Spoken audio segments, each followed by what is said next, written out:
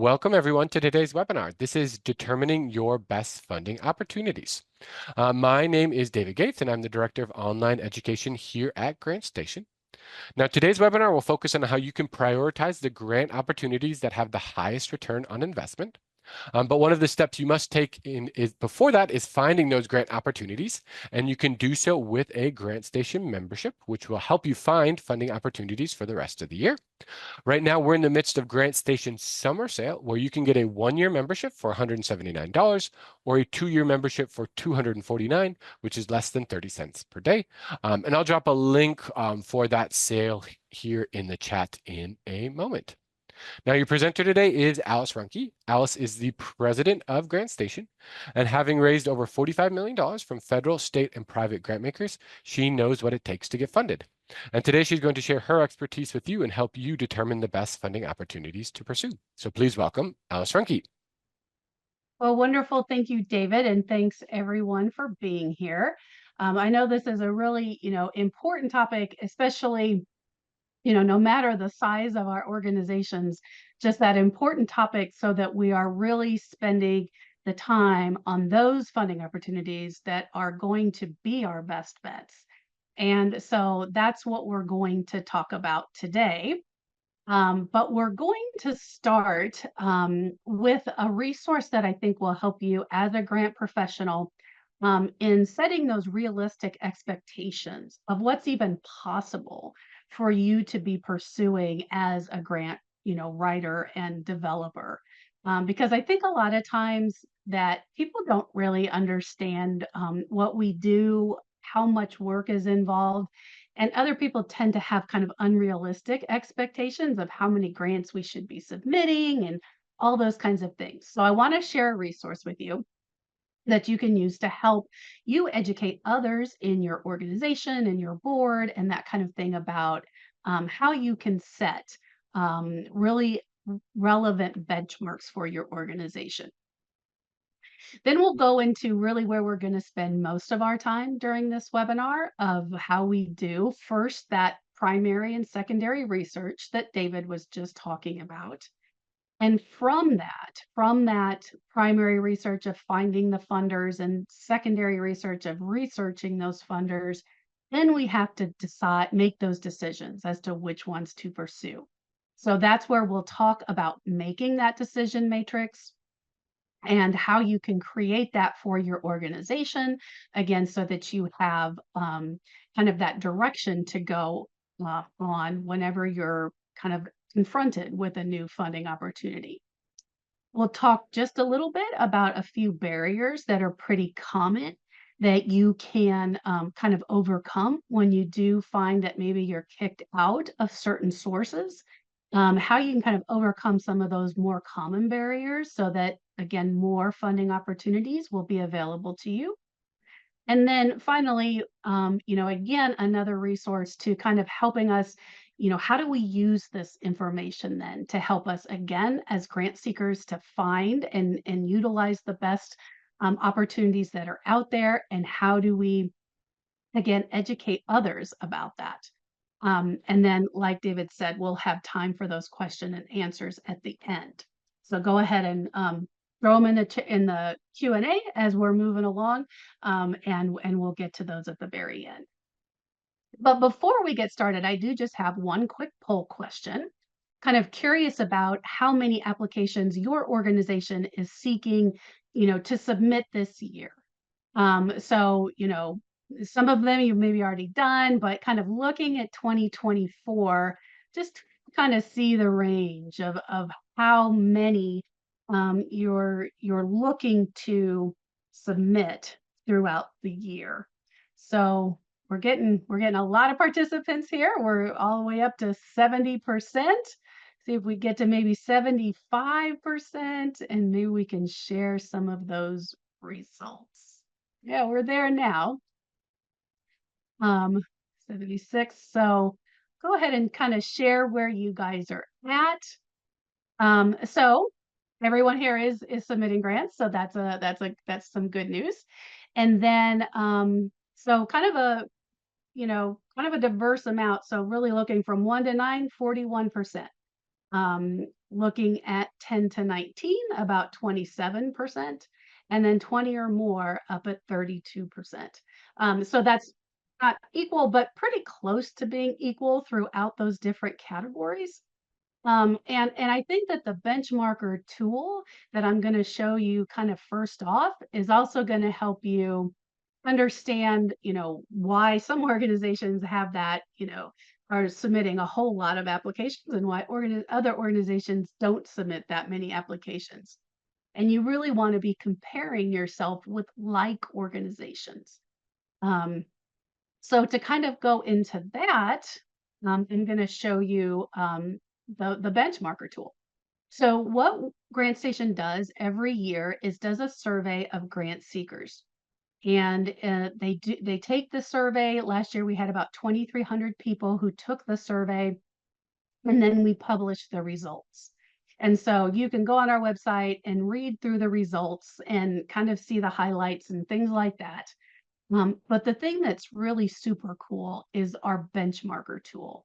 And what the benchmarker tool does is it allows you to look at different criteria and see how you stack up against, again, other like-minded organizations.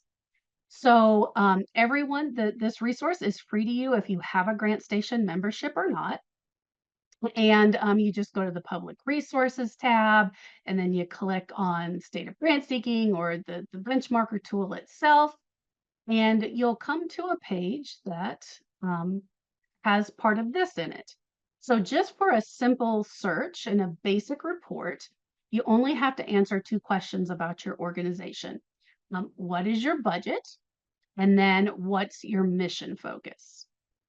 So just by simply, clicking that I'm a medium, I have a medium budget of 100,000 to 999,000, and I'm a human service organization, it will then yield you results.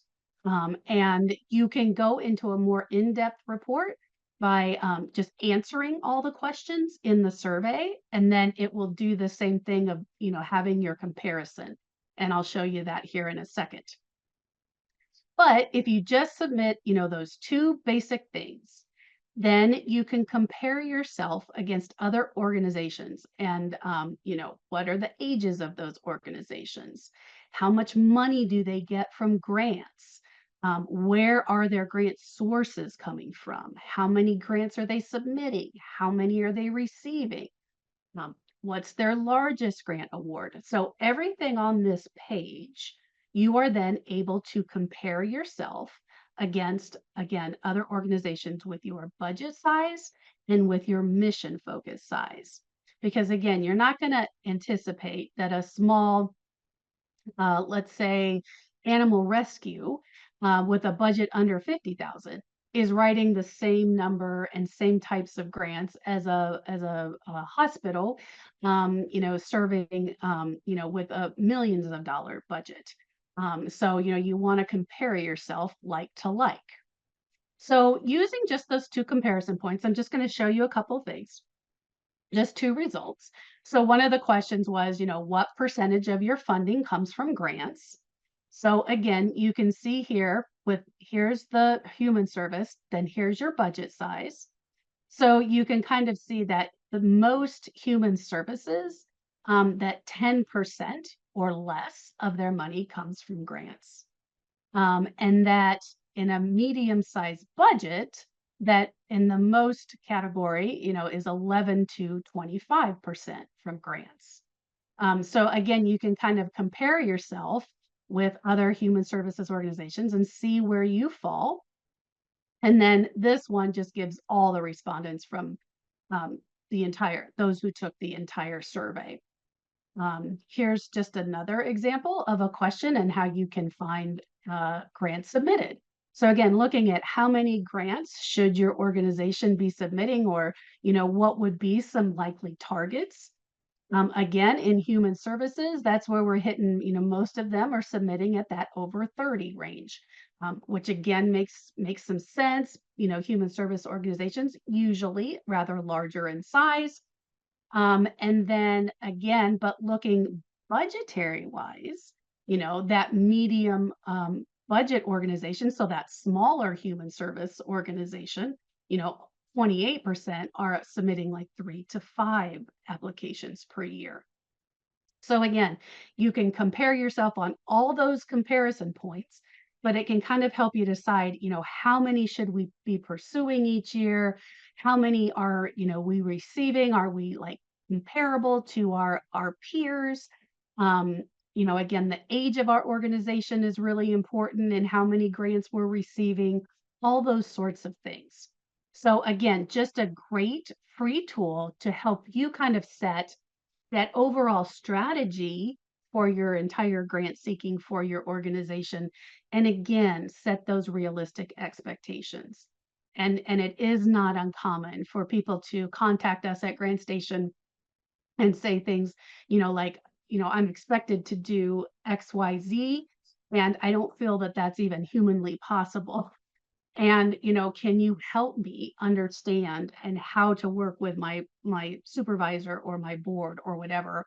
And so then I always talk to them to talk through the benchmarker to kind of see, to help you, again, help your organization and help you as that grant professional not to be overwhelmed and burned out and all those sorts of things. So good resource there. So now what we're going to do is talk then about how we go from this whole universe of every grant that's available in the world down to how many grants, which ones you're going to apply for or apply to. So with that, we're going to start with just a really quick, brief overview of primary research. Primary research is just when you start to get that entire list of potential funders together. And when you're doing that, you do want to look at a diversity of funding sources, where those funders kind of come from. So you have all types of government funders from local government, state government, federal government. For those in Canada, provincial, how do you say that? The provinces, and from the Canadian government. And then you have a lot of different types of foundations that you can look for, community foundations, corporate foundations, regional foundations, national foundations. So there's a big diversity of foundations out there. Corporations and businesses also giving a good amount of the money that goes out every year to the nonprofit community. So you don't want to skip their funding opportunities. There's different giving circles that you might find locally that get together and pool some funds and give out grants. Again, usually locally and kind of community-based decision making. And then donor advised funds are a really significant trend right now in the amount of money given out through donor advised funds.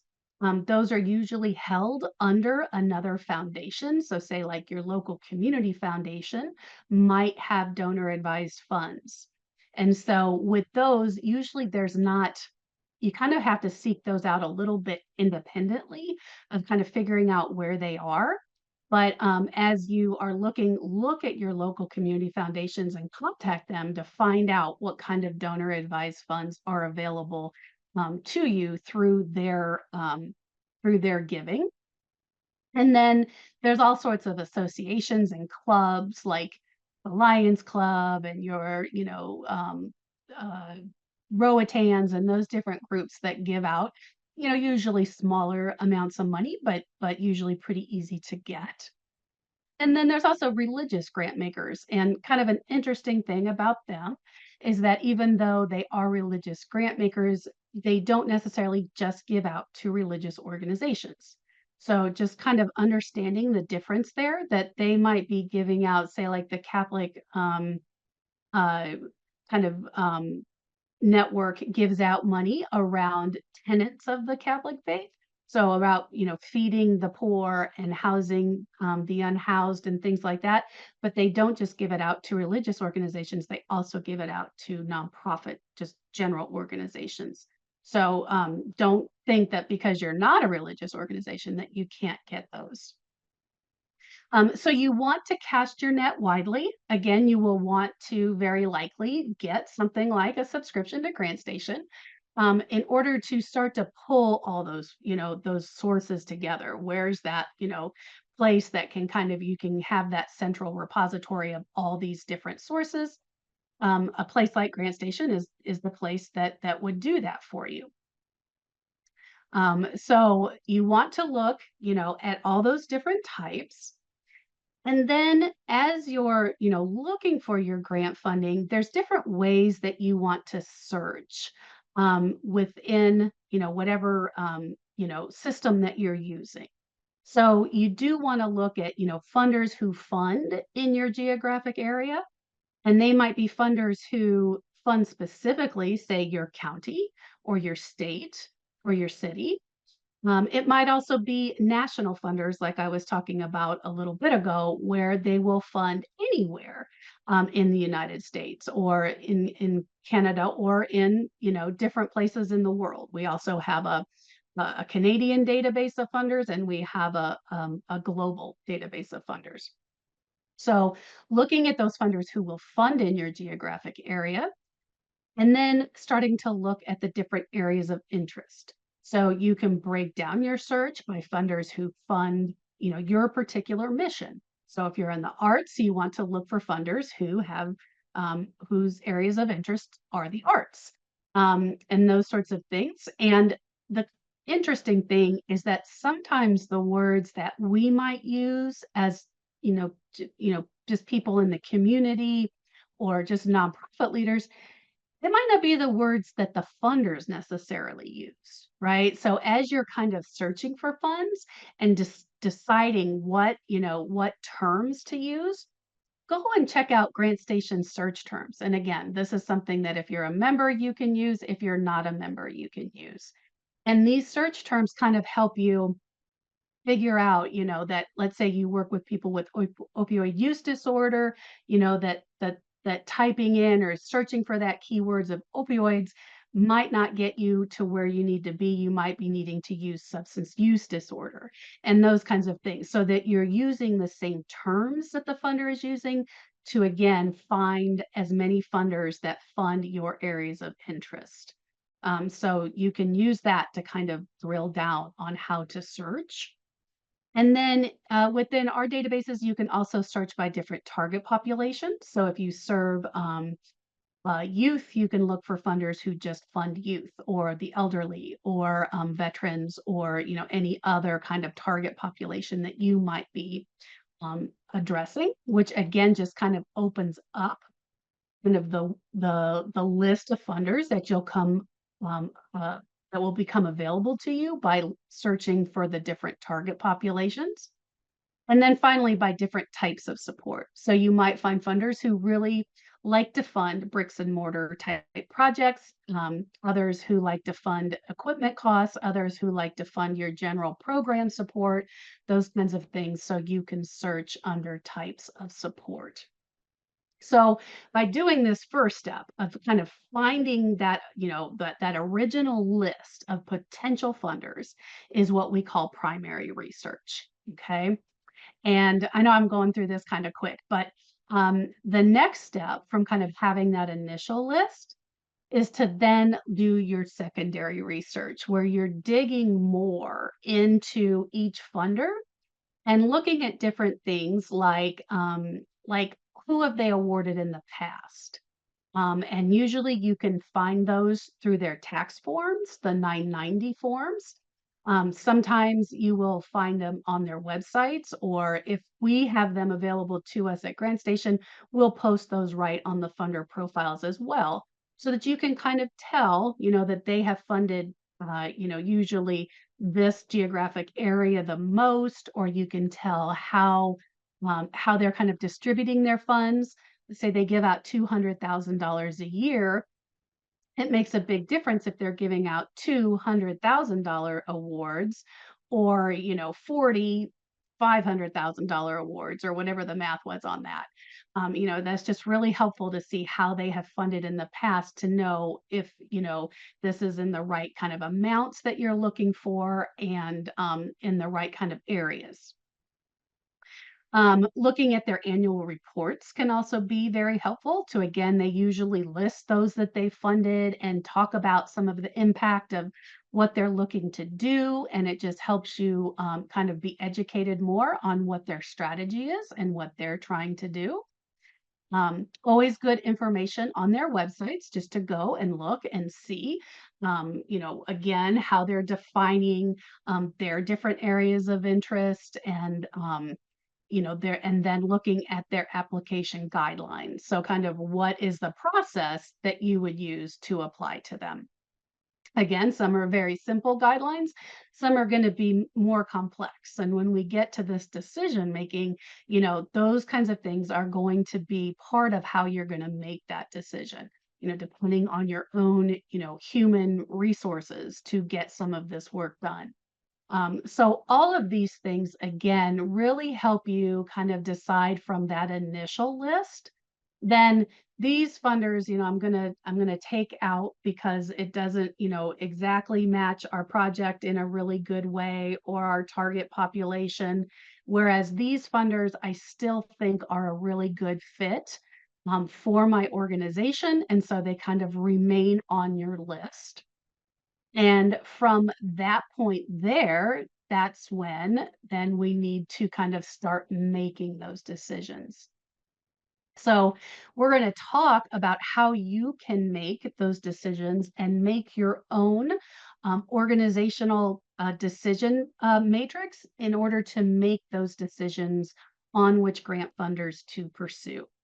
So, we'll walk through all of this step by step.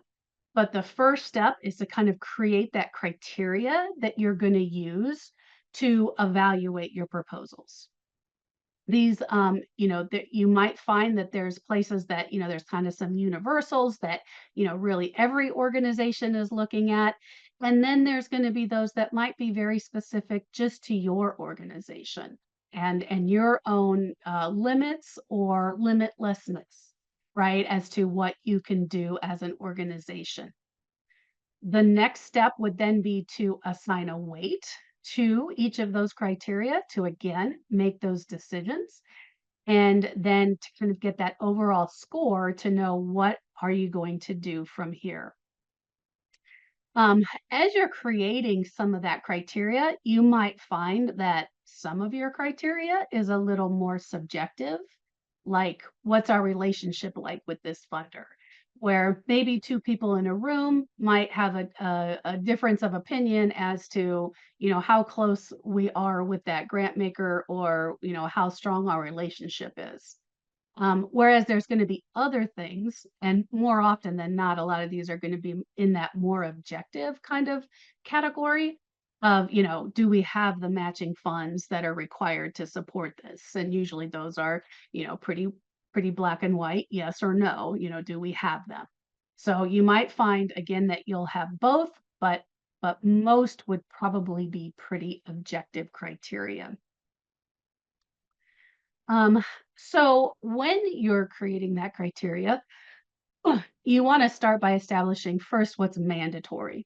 Um, and this also kind of probably goes, to your first, your primary and secondary research as to, is this something I want to pursue? Is this something that we're even eligible to pursue, right? But that mandatory criteria could be number one, the type of organization. So, sometimes funders only fund, government agencies, or they only fund 501c3s, or they only fund religious organizations, those kinds of things. So, first off, if you're not the type of organization that they fund, we'll look at some of those workarounds at the end, but that kind of takes you right out of the running and puts that funder in the don't apply to file. The other part is looking at your geography. You do want to make sure that the funder does fund your geographic area, and that what you're asking for, aligns, that the work that you're proposing to do aligns with what that funder is looking to fund. And again, in our profiles that we have with a GrantStation membership, you can really, see if what you're doing aligns with what the funder is looking to fund. Once in a great while, you might see some sort of criteria about either they won't fund an organization that has a budget over a certain amount, or opposite, that they won't fund somebody under a certain amount, right? That they want, they maybe want to fund that small grassroots organization. So if your budget's too high, they won't allow you to apply. And then again, the opposite could be true. So if there's that criteria, again, that kind of just takes you in or out right there. And then just one of the things that funders always like to see is that you have had experience working with whatever target population is that you're proposing to serve, right? So that's not an absolute criteria, but most of the time you're going to kind of, want to be able to show that you've served the target population in the past. And so again, this could be, a mandatory criteria. It could be one of those that are more just in your decision-making matrix instead of that mandatory. Um, but this is just one organization that did it this way, and kind of just it was that first pass through, right? Did we meet this established mandatory criteria? If so, we're going to go then and look at the other criteria. So this is where you can establish your own unique criteria that again really fits who your organization is.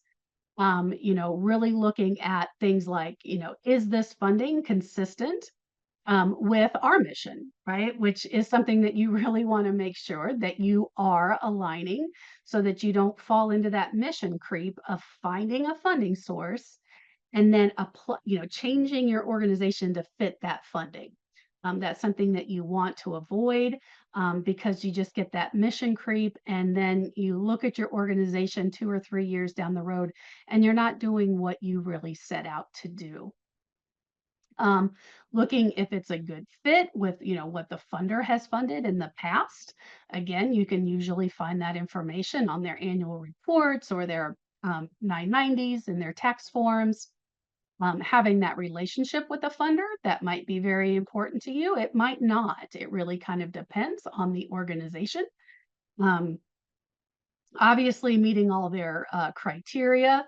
Um, that how much time do you have? Is it a really extensive application, that's going to take a whole lot of time that you don't have? Or do you have that, human, capacity to get this work done? So I know that that's a consideration, that usually gets a really high weight, right? For a lot of organizations, do we have the ability to do this? Or do we want to invest all of our time in this basket versus some different baskets, right? So time and human resources are a huge issue that you want to consider. um, how much work you have done for the application also can make a difference. Sometimes, you might find that you've already written an application that you can then repurpose for a new funder with relatively little work, which would again make that particular funding opportunity rank higher in your decision. Covering administrative or indirect costs, that really can be a criteria that people would want to look at. And if not, what's the workaround for that so that you're ensuring that all your costs are paid for through the funding opportunity? Um, Looking at your level of competitiveness.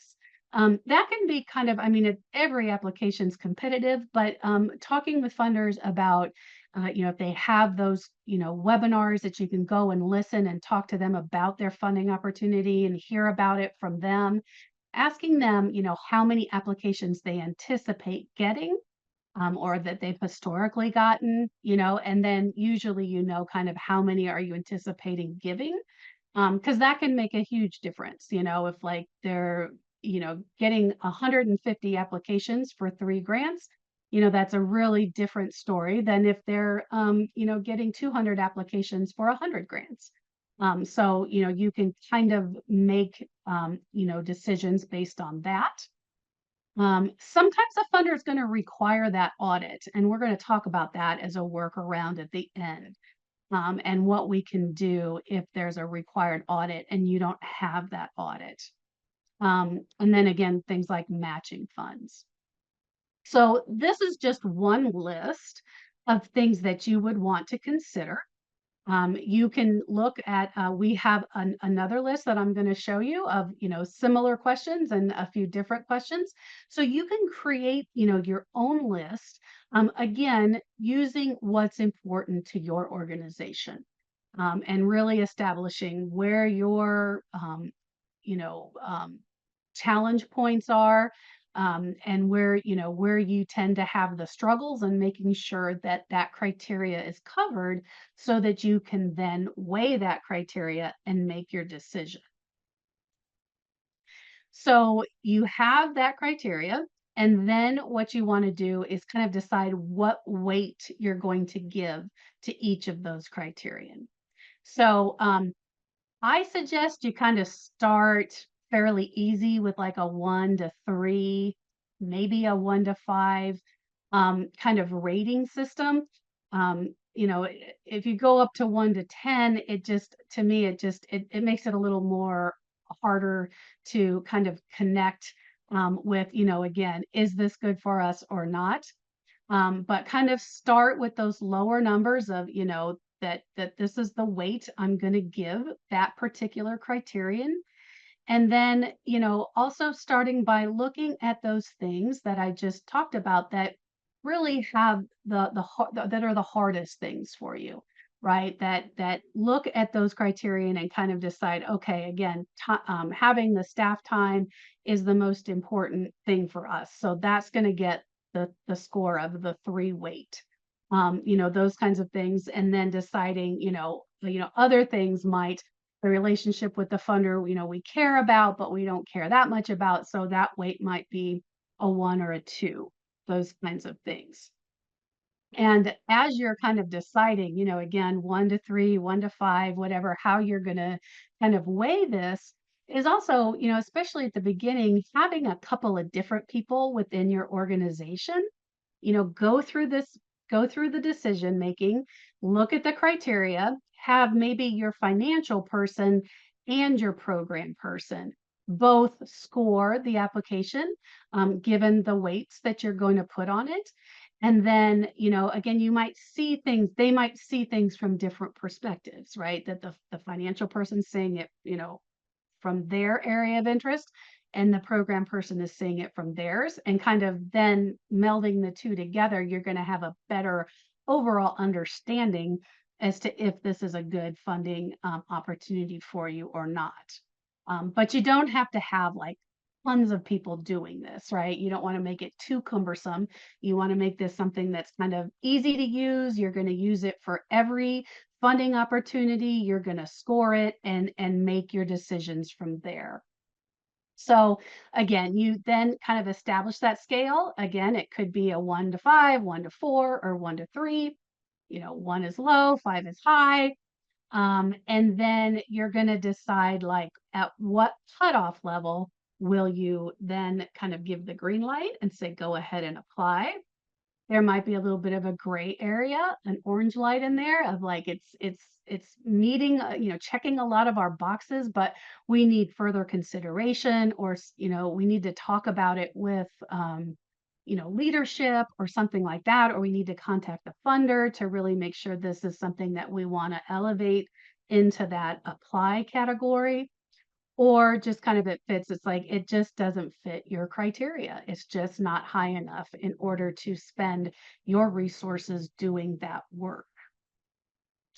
So here's kind of just an example of a full decision matrix, kind of, detailed out of, different criteria, and then the weights that were given based on this organization. So again, they had the 0 is neutral, 1 is low, 5 is high. And they had different, weights that were given to different, they had some subjective criteria, and then they had the objective criteria. And again, you probably do want to consider both. Everything's not going to be completely objective. But you really want as much of that to kind of fall in that objective category as you can. Um, and then from there, they had that the cutoff, if they got a 40 or higher, they were going to apply. 35 to 39, they were going to, table it for now and talk to leadership. And then lower than 34, they were not going to apply. So again, you can create this entire key for your organization, and then that's how you're going to run again every funding opportunity through these questions with this weight, with the result of how it scores, and then that determines what you're going to do as an organization. So that's just kind of the full example out there.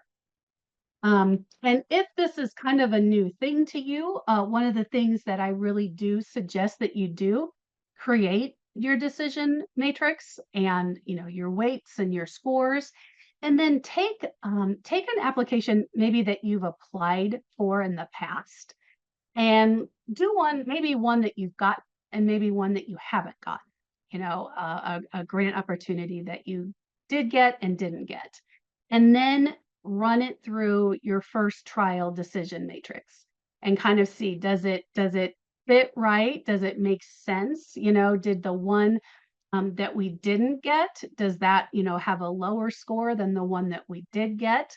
And you also might just find that you look through it and then you kind of decide, oh, this doesn't fit us quite right. We need to make some tweaks to some of the questions, or, how we're ranking things or whatever. So kind of testing things that you've done in the past will kind of be able to help you kind of see, what kind of works for your organization and what tweaks you might want to make to your decision making model there going forward. So that's that's how we kind of make those decisions to get that best return on investment, to really spend our time with those funding opportunities that are most likely to result in a grant award to our organization. So I want to just next talk about a couple of those application barriers that kind of usually, in that mandatory criteria can knock you out, or if not, can kind of knock you out even in just the basic criteria. And the biggest one that I encountered, as a consultant, was that there was an audit required by the funder, and that the organization I was writing for didn't have an audit, and it didn't make any financial sense for them to get an audit, right? It was too expensive for what their budget was. And one of the things I recommend, um, if there is an audit requirement and you don't have one, is that first you do contact the funder and ask if there is an audit workaround. And sometimes the funders will have different things that they'll ask you to submit instead. Maybe it's the last 2 years of your tax forms and your balance sheet and your profit and loss statement, or something like that, and they will take that in lieu of an audit. So first, just check if they have a workaround. The second one would be when the funder says, nope, you have to have an audit, and that's just it. And so, you're kind of kicked out right there. And then another kind of problem can be, if you just don't have enough of a history or a track record as an organization, can also kind of, sometimes that's more of a subjective kind of criteria, but can kind of also kick you out of the running.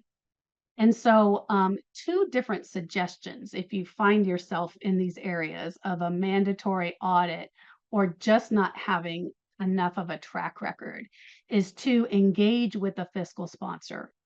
And you can engage with fiscal sponsors on your local level. You might find people within your state or your city, other organizations that serve as fiscal sponsors or would serve as a fiscal sponsor for your organization. And then if there's nobody that you can find, then you can also look at the national network of fiscal sponsors to find other organizations that do this work and do fiscal sponsorship of other organizations, and think about developing a partnership with them. These organizations would have the audit, right? And there's a number of different ways that you can engage in a fiscal sponsorship. And the first one is what's kind of, there's more than these two ways, but two of the most common would be this. The comprehensive fiscal sponsorship is that when that fiscal sponsor applies, it is their program. Um, and it's not just a conduit from the funder to you, right? It actually becomes one of their programs. And they are, legally responsible for that money. However, usually your organization or your, people are running those projects and doing the work for that organization, and building its own capacity to be able to manage those projects and those dollars in the future. Another one is what's called a pre-approved grant relationship. And so that is more like a grant relationship when that fiscal sponsor gets the money and then it grants it to you as an organization. Um, and you're managing your own kind of fiscal part of it and running the program. And they are also financially, basically bottom line financially responsible. So those are two of the most common ways that that's done. And I've had a couple of different clients do that when they just, again, they needed that audit and they couldn't. We did more of this first one, that they became, it became a project of that other organization. But then once, they did all the work and this and that, then, the organization took their work back, so to speak. It wasn't like it was given to that fiscal sponsor. It was just kind of part of what they were doing at the time. And then once this organization had its own capacity, it took its projects back, and ran them. So just a couple of quick myths and realities about fiscal sponsorship. It is not a fast process, like when you just saw that about, that this project becomes somebody else's project, right? You really want to have that trust and have that, relationship established because, you are, giving them your project, so to speak. And so, but it can be a very, very, powerful thing. You can also, some people, like one of the myths is that you can't be a 501(c)(3) and go to a fiscal sponsor, but you can. You can have your own 501(c)(3) and still be sponsored by a fiscal sponsor. And then again, that thing about, it's not just a conduit. It's not just like organization A gives money to B and organization B gives money to C. And there's, so really A gives to C. It's not just that conduit because, organization A was never able to give money to C, right? So that's why you develop that sponsorship in the first place. So, a lot of 501s go to fiscal sponsors. You can also take projects and develop them into 501(c)(3)s under a fiscal sponsor. So there's lots of different options there, but it can be something that, again, can free up and open up your organization to more funding opportunities by seeking this out if it is holding you back as an organization. And then the second way to just fix that or, a possible fix is to collaborate with another organization, say that does have that audit, where you're going more into partnership with that organization. They are the applicant and then you might be granted, subawards through that or be paid to do some of the work for, with that organization. And there's lots of different types of collaboration that you can kind of connect with. Some are more informal, like, you might just work with a network of other food pantries or something like that. And so, or other homeless shelters. And so, you work collaboratively, but you're not the applicant, but you still get those dollars, to you. It could be, working bigger with, big coalitions doing the same kind of work. Again, these words all kind of, can overlap quite a bit. But, again, in working with other organizations, you might find that it really frees you up to do the work that you want to do without the hangups of all of the administrative functions that your organization has to do.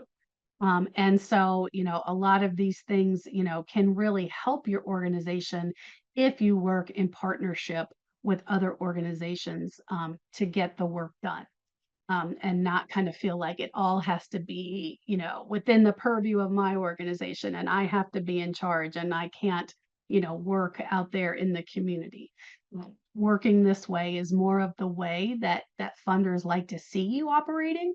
And so again, if there is that hang up, again from the audit or from experience or whatever, working within these types of relationships and again developing them is a good use of your time, again, to be more competitive for more funding opportunities.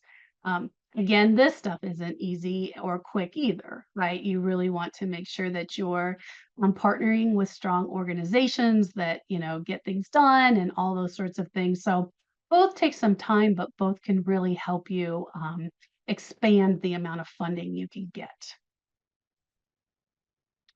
Okay, so now that we've kind of talked about all of this information, I really want to talk about how we kind of the benefits of using this decision-making tool, and how, like the benchmarker tool, how it can help us as grant professionals and how it can help us, again, educate our organizations, educate our boards, educate our leadership, educate each other, those kinds of things about what is, again, very doable and what might not be so doable um, in, kind of on the ground in reality. So I really feel that the decision, matrix, again, it doesn't have to be long and complex. It can be 10 questions, that are just critical to your organization, but again, what this helps you do is it helps you kind of put that bigger picture of funders that you've researched and looked at and then decided which one gives us the best return on investment, right? And which one, again, has the most likelihood of an award. And this tool can really help you do that. And the other thing that I just found as a person who wrote grants, kind of 24/7, was that people consistently come up to you, and I know you guys have experienced this, and they'll say, "Oh, here's a great opportunity. We need to apply for this. Oh, hey, why haven't we applied for this?" And the board member comes up and hands you another, and everyone's throwing these grant, applications at you saying, "Oh my gosh, we should go after this. We should do that, blah, blah, blah, blah." Um, and what this tool allows you to do is to, again, objectively put those kind of demands that go on you, put it through a tool that you've created or that you use, and you are able to say, no, this doesn't fit us, right now based on our criteria that we established. We will come back and look at this funding opportunity again next year or whatever. But once you kind of adopt this tool, create and then adopt this tool and have it, with the blessing of your, leadership and your board or whatever, then you can just come back and say, no, it doesn't fit. And then you don't have to kind of be harassed or people going, well, why aren't they applying for that? It's like it's already kind of been decided how we're going to evaluate this. We have our strategy for this year. Again, once in a while, you might find that a brand new funding opportunity pops up kind of out of nowhere. It happens. And you put it through the matrix and it's like, wow, this is something we want to pursue. Right. And then you can make that decision like, okay, well, we will add this one in the mix because it is really good and we have a great chance of it. So we're going to scramble a bit and move some things around.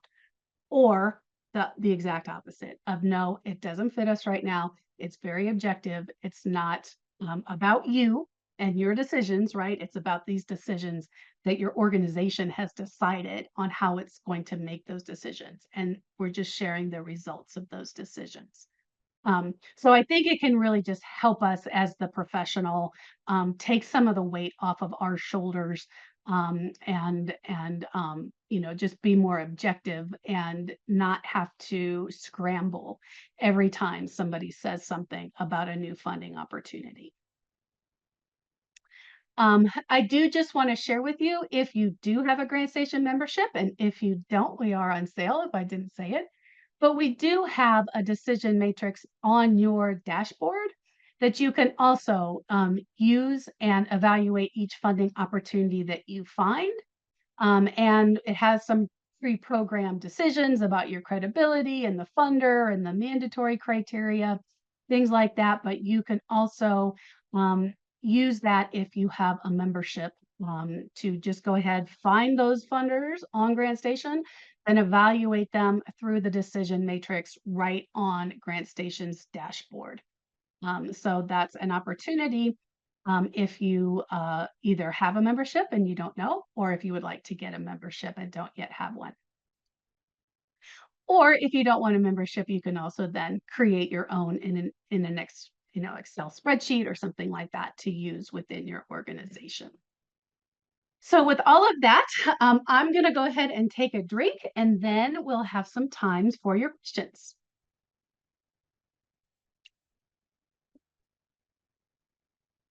Sorry, I was muted. There we go. I was like, where's David? Yes. So if you do have any questions, hop over to the Q&A section and you can enter them there. We do have a few in there already. Jim asked, what are your suggestions for scoring under the likelihood of award?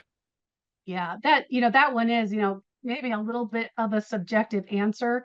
But what I do like to do is find out how many grants they're giving, and then how many applicants they anticipate having, and trying to, then just that's a simple division kind of, you know, uh, that you'll do.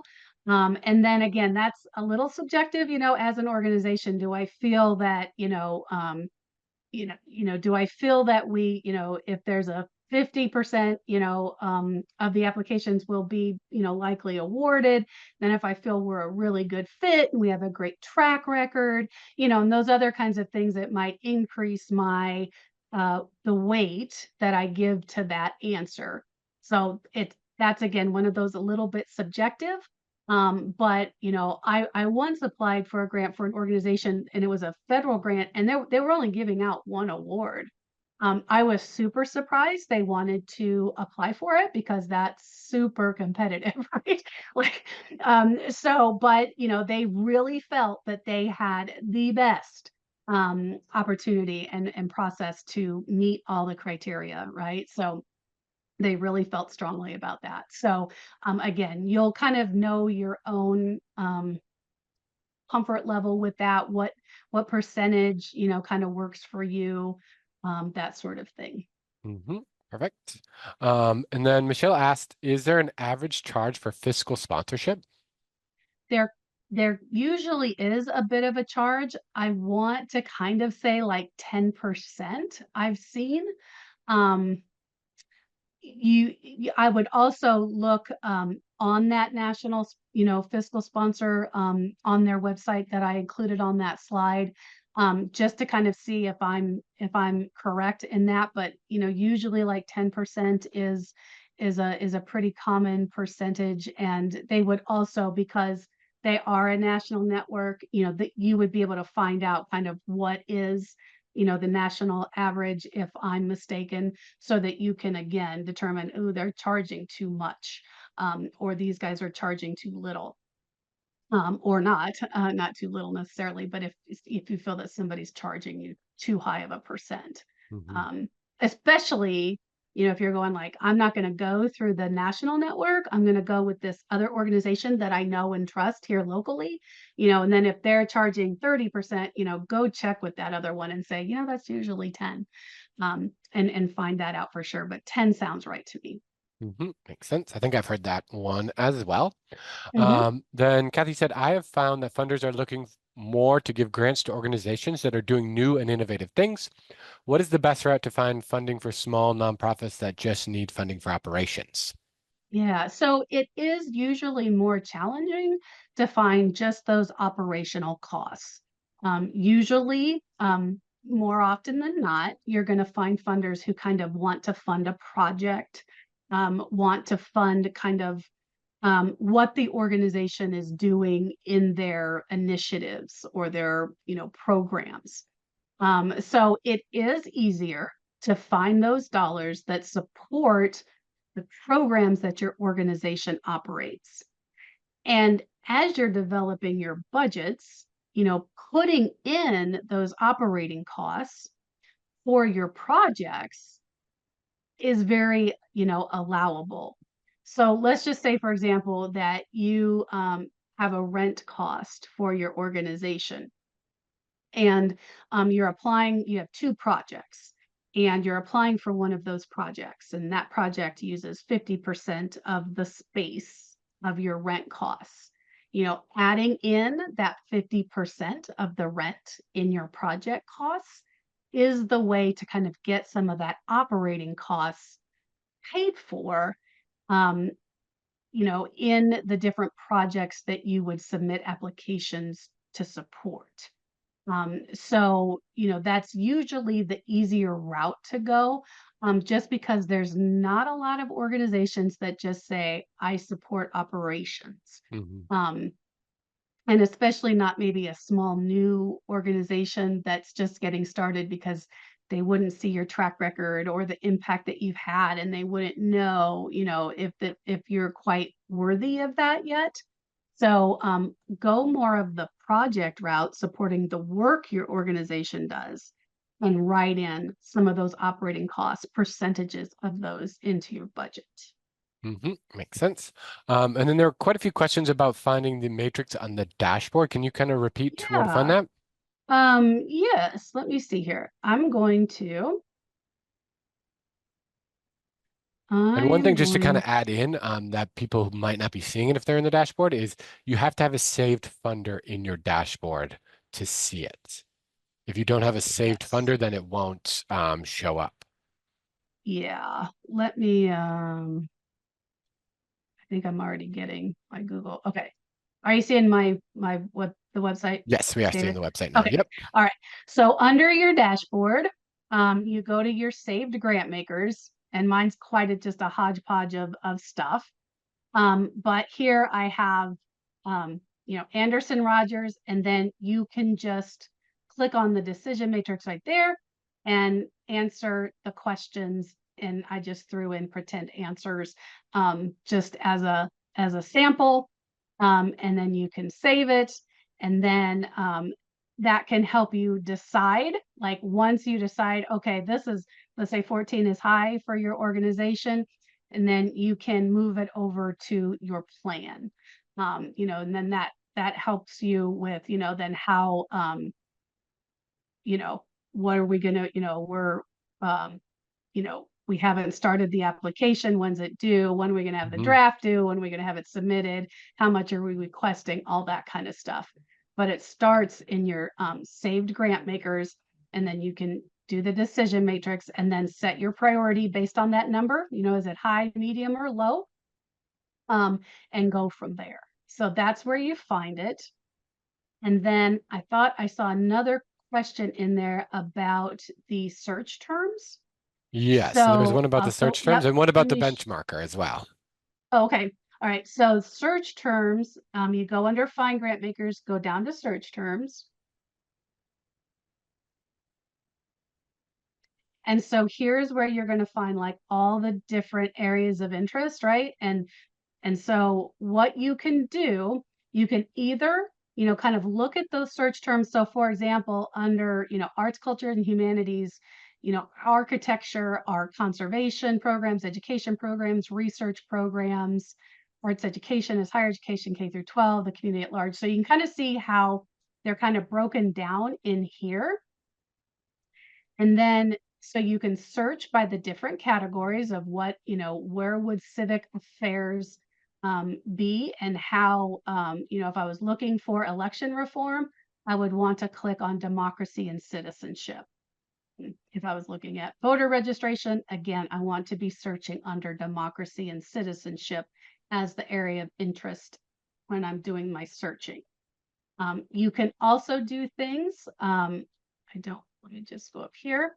You can also look for, like, for example, I don't see veterans, right? The veterans isn't one of my categories. So then you can look and go, oh, veterans is under target populations. It's not under an area of interest, it's a target population. So when I want to look at veteran, let's say housing, I would want to click veterans under target populations, and then, go up to the category and look at housing under, I think it's community and economic development. But you could find that where that is. Hmm. So that's kind of how you play with it. You can, again, just kind of search through the words and kind of see what's going on. You can do it by keyword or kind of, look at your different area and see how these things are defined. How is, take that out, like religion and ethics defined, and then you can see here how that stuff is defined. So that's keyword search. And then path or not Pathfinder The benchmarker is tool. Yep. benchmarker. But okay, Hmm. so you can go here, you can look at the state of grant seeking, you can read the report, that kind of thing. But again, benchmarker, a little bit easier under public resources benchmarker. Then you can come down here and you can do exactly what I kind of had screenshotted where, we just I clicked medium budget and human services and I Hmm. ran the report. Let me just do it here so you can see it again. Let me just go extra large budget. And then when you come down here, you can see, each question about what's the age of your organization. You can expand all the answers by clicking there. And then again, you can see for an extra large organization in health and human services, that's the, 11 to 25 years. For extra large budgets, that's the most is, 45. Again, to kind of see what some of those, how much paid staff do these types of organizations have. So you can click here to expand these answers out. And then if you also wanted, instead of just doing the basic report, you could go in and answer all the questions as from your organization. And then when you would see, and then you'd hit report at the bottom, but then just want to see the report again. Hmm. Well, I don't know why it's being slow, but it's being slow. I don't know. Am I still here? Yeah, you're still there. And I don't it's know why the benchmarker isn't,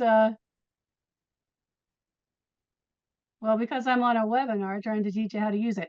But anyway, when you look at the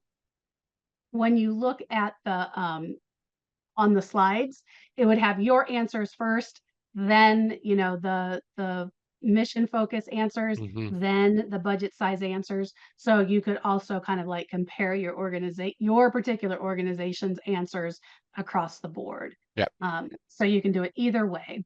Makes sense. Yeah, so I think that was kind of a good overview of some of those tools. I did just want to mention that tomorrow we are running a free guide to GrantStation, where we'll have three members of our team really diving into a lot of the things Alice was just mentioning, where you can kind of get more information and get all of those questions answered if they're really specific to GrantStation.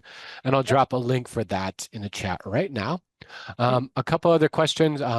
Both Laura and Deb had questions about how do you find out how many applications that an organization expects? Is that just something that they might list publicly? Usually not, Mhm. but you can call and ask. If they have, one of those conferences or, webinars where you can go and listen to them, explain their funding opportunities. It's just a question that I always asked when I was able to do that. And then, you can ask them, or if they don't know and they go, well, we don't know, you could say, well, how many applications did you get last year? Just to Mhm. kind of get that general feel for, it might not be exactly the same, but you'll kind of be able to know if it's 10 or 100, and that sort of thing. So that just contacting them and asking. Yep. Great. And kind of bouncing off of that, maybe the last question we'll take here from Ruth saying, since we are always told that relationships with prospective funders are key, what do you advise when a grantor says, do not contact us and only wants you to use their online application without an LOI or previous conversation? Yeah, I mean, it is, if they, yeah, that's a hard one, right? I mean, and if they don't want to be bothered and they really don't, and they say don't contact us, then don't contact them. I mean, it's a shame. Hmm. If they're not they probably won't respond to you anyway. But if you can build those relationships, if you can, working with those funders that will, take that time and work with you, when you have that opportunity, take it. Um, but Hmm. you're right that sometimes they're just like, don't contact us. We're not even going to give you a phone number, Yeah. right? Or an email address. And then it's like, well, there's not much we can do about that. But Hmm. when you have the opportunity, take it. Yes, absolutely. And of course, Yep. follow their directions. So if they don't want to be told, talk to, then I guess that's how it is. Great. That is all the time we have for questions for today. If you do have any additional questions that pop up, you can always reach out to us at info@grantstation.com and we will get an answer for you. Visit GrantStation to see our latest online education offerings in the form of live webinars, interactive workshops, and on-demand learning. GrantStation.com, your fast track to funding and online education.